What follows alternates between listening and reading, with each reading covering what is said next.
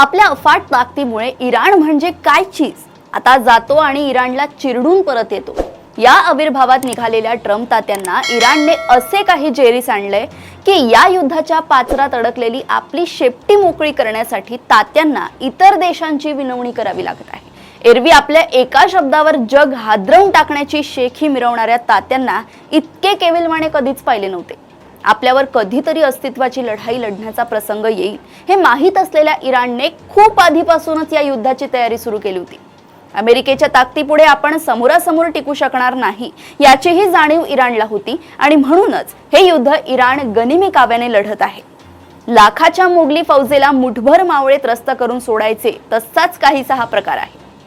होर्मुझची खाडी बंद करून इराणने पहिला डाव टाकला आणि आता अमेरिका, इस्रायल तसेच या दोघांना मदत करणाऱ्या इतर देशांना सोडून इतरांसाठी ही खाडी खुली करण्याचा निर्णय इराणने घेतला।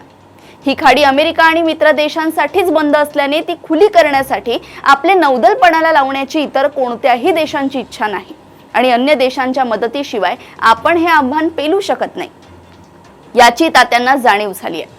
त्यातच युद्ध लांबत चालल्याने एकीकडे अमेरिकेच्या तिजोरीला मोठ्या प्रमाणात गळती लागली आहे, दुसरीकडे तितक्याच मोठ्या प्रमाणात गळती ट्रम्प यांच्या लोकप्रियतेलाही लागली आहे। या सगळ्यातून आपली मान अलगद सोडवायची असेल तर इराणवर जागतिक दबाव आणणे गरजेचे आहे।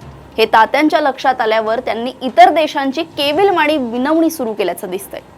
सध्या तरी या विनवणीला कुणीही प्रतिसाद दिलेला नाही आणि जगाने अशीच तटस्थ भूमिका कायम ठेवली तर तात्यांना अपमानजनक माघारीशिवाय पर्याय राहणार नाही। अशाच घडामोडी व अपडेट सोबत पुन्हा भेटूया देशोन्नती संपादकीयमध्ये। बघत रहा देशोन्नती। नमस्कार।